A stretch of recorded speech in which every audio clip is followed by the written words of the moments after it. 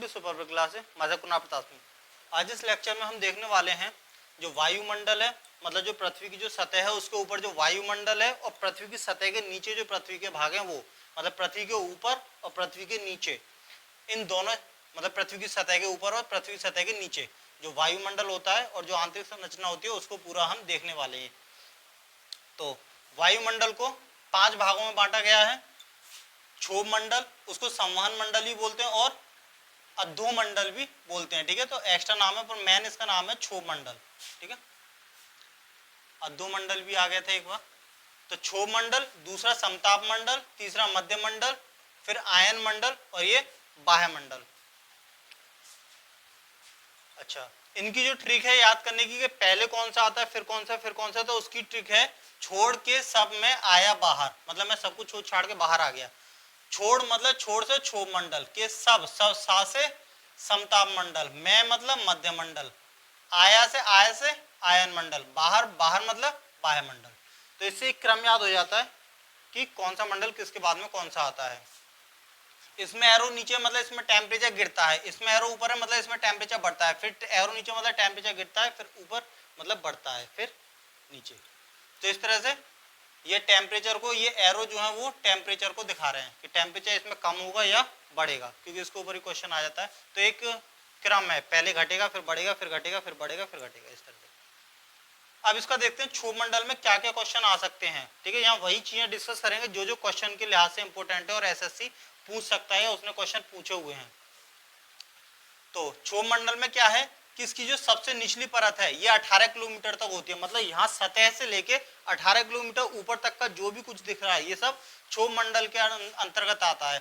और जो ध्रुव है पोल्स पर ये 8 किलोमीटर तक ही इसकी जो चौड़ाई है, ऊंचाई वो रह जाती है।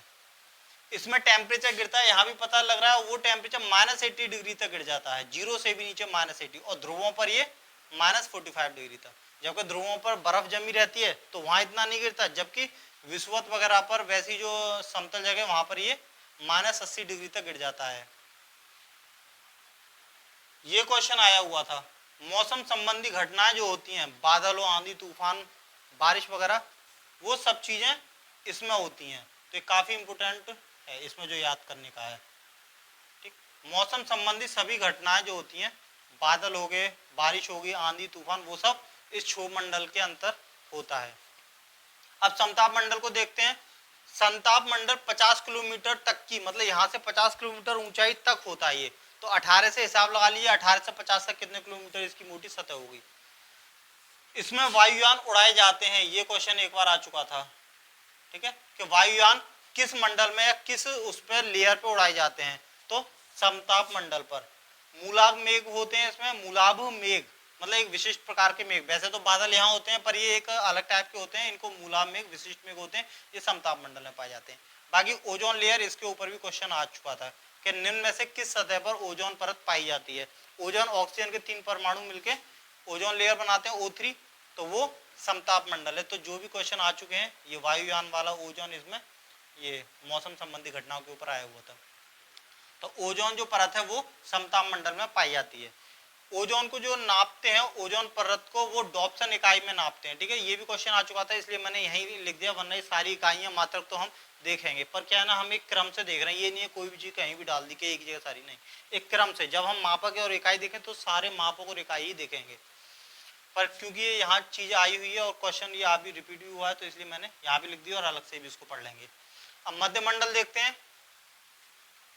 50 किलोमीटर के ऊपर 80 किलोमीटर, मतलब यहाँ से 80 किलोमीटर तक, तो 50 से 80 मतलब 30 किलोमीटर की ये वाली परत हो गई, क्योंकि 50 तक तो ये होगी और 50 के ऊपर फिर 80 तक ये हो, मतलब यहाँ सतह से 80 तक, तो ये कितना हो गया, 50 के बाद में 80 मतलब 30 किलोमीटर मोटी ये परत होगी। तो वो हिसाब खुद से ही लग जाना है कि 50 तक तो ये होगी, 50 के बाद में फिर 80 तक ये है, तो 30 किलोमीटर ये समताप मंडल के ऊपर, 30 किलोमीटर ये बैठी मध्य मंडल की परत।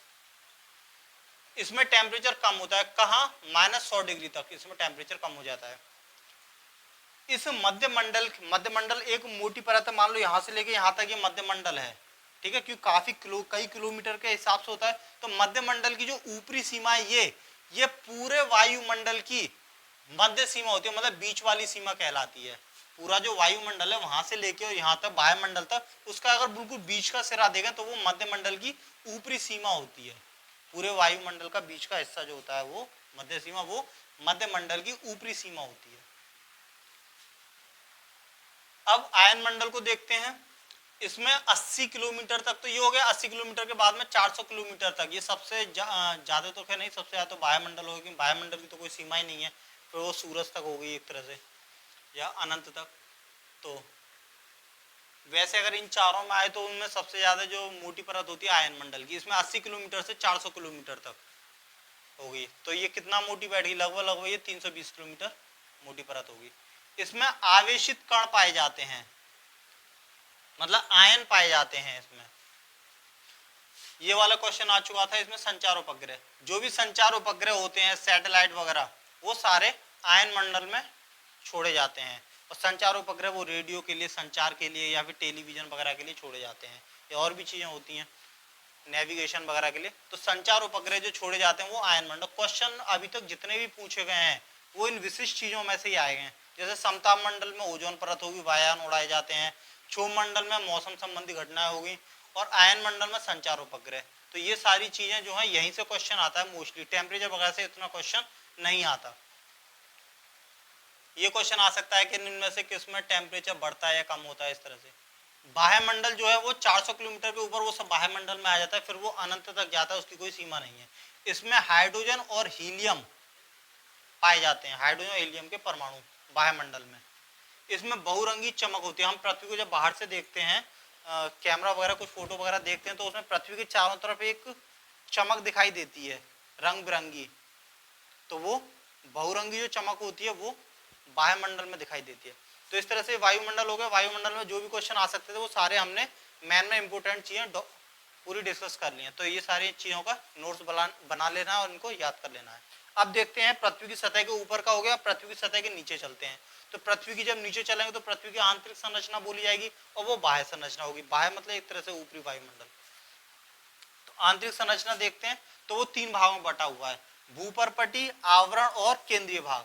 हिंदी मीडियम वाले जो स्टूडेंट होते हैं उनके पेपरों में भी ये भूपर्पटी और आवरण की जगह ये जो इंग्लिश के वर्ड होते हैं ये आ जाते हैं कभी कभी, क्रस्ट मेंटल। मैंने कई पेपर ऐसे देखे हैं कि जिनमें भूपर्पटी ना के क्रस्ट आया हुआ है, तो हमें इसमें इंग्लिश याद करना जरूरी है, केंद्रीय भाग को कोर। ठीक है, तो जिनका इंग्लिश जरूरी है, जो इंग्लिश में वर्ड आते हैं उनको मैं जरूर लिखता हूँ, जिनका इंग्लिश में कोई ज्यादा खास मतलब नहीं उनका नहीं।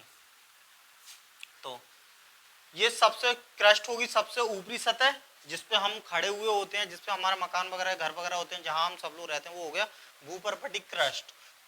उसके बाद में आता है आवरण, और उसके सबसे नीचे बिल्कुल सेंटर में आता है केंद्रीय भाग।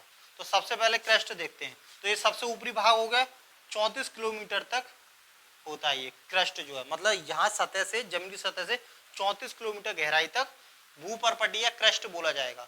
इसमें ये जो है बेसाल्ट चट्टानों से बना हुआ, ये जो जिससे बना होता है ना, ये क्वेश्चन आते हैं मोस्टली, किन चट्टानों से निर्मित होता है ये। तो बेसाल्ट चट्टानों से बना होता है। सिलिकॉन, मैग्नीशियम, एल्यूमिनियम इसमें सबसे ज्यादा होते हैं। सिलिकॉन क्यों ज्यादा होगा, क्योंकि जो मिट्टी होती है वो सिलिकॉन डाइऑक्साइड होती है, SiO2। तो मिट्टी खुद सिलिका से बनी होती है, तो इसलिए इसमें सिलिकॉन तो सबसे ज्यादा होती है। अगर हम गैसों में देखें तो गैसों में ऑक्सीजन सबसे ज्यादा होती है, 46%। ठीक है, सर्वाधिक इसमें। क्योंकि अगर हम मिट्टी भी देखें तो मिट्टी का फॉर्मूला होता है सिलिकॉन डाइऑक्साइड, SiO2। तो इसमें भी ऑक्सीजन आ रही है, तो सबसे ज्यादा क्या होगी इसमें, ऑक्सीजन। अगर आयतन में देखें तो सबसे ज्यादा अगर इसमें कुछ है तो बेशक मिट्टी है, सिलिकॉन डाइऑक्साइड, ये पूरी मिलकर मिट्टी बनी, तो सिलिका भी है, ऑक्सीजन भी, पर सबसे ज्यादा इसमें क्यों, ऑक्सीजन के 2 परमाणु इसमें आ रहे हैं एक मिट्टी के कण में, तो ऑक्सीजन 46% होती है सबसे ज्यादा इसमें। तो ये भी याद रखना है कि जो भूपर्पटी होती है, क्रस्ट होती है, उसमें सबसे ज्यादा कौन सा तत्व पाया जाता है, तो वो है ऑक्सीजन। ठीक है, तो ये इंपोर्टेंट है। बाकी इसमें सिलिकॉन जो होती है वो होती है 28%। आवरण देखते हैं, मेंटल। मेंटल जो होता है वो बेसाल्ट पत्थरों से बना होता है। ठीक है, ये भी बेसाल्ट था, ये भी बेसाल्ट से। ठीक है, कुल आयतन का 83%। तो इसका मतलब अगर आयतन में सबसे ज्यादा देखें तो सबसे ज्यादा कौन सा हिस्सा घिरा रहता है, तो वो मेंटल, मतलब आवरण जो हिस्सा होता है वो सबसे ज्यादा आयतन घेरता है, सबसे ज्यादा मोटा होता है। ये होता है 2900 किलोमीटर मोटा। ठीक है, सबसे ज्यादा। इसमें ये क्वेश्चन इंपोर्टेंट हो जाता है आने के लिहाज से। अब केंद्रीय भाग देखते हैं। केंद्रीय भाग निकिल और फेरस से मिलकर बना होता है। तो ये किससे बना होता है, ये चीज इंपोर्टेंट है, क्वेश्चन यहीं से आता है मोस्टली। कुल आयतन का 16% होता है ये। द्रव और प्लास्टिक, जो केंद्रीय भाग तो पृथ्वी के जो सेंटर में हर चीज पिघली हुई है लावा के तौर पे, लावा के रूप में, तो हर चीज लिक्विड तो होगी, लिक्विड होगी, प्लास्टिक की तरह नर्म होगी।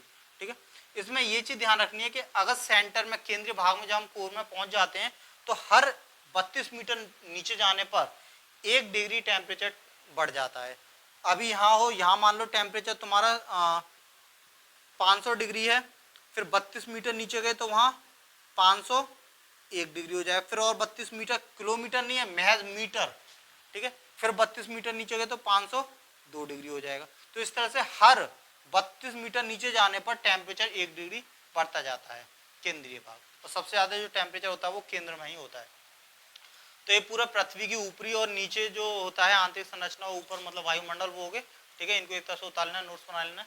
और बाकी अगर आपको वीडियो देखनी है हिस्ट्री की, पूरी हिस्ट्री मैंने करवा चुकी है, 46 लेक्चर हैं हिस्ट्री के, तो वो जो चैनल है, चैनल में प्लेलिस्ट बनी हुई है, ठीक है, उसको जाके उसके हिस्ट्री के पूरे नोट्स बना सकते हो। और भूगोल का अलग प्लेलिस्ट बनी हुई है। तो इस तरह से आप एक तरफ से शुरू से हिस्ट्री से नोट्स बना सकते हैं। धन्यवाद।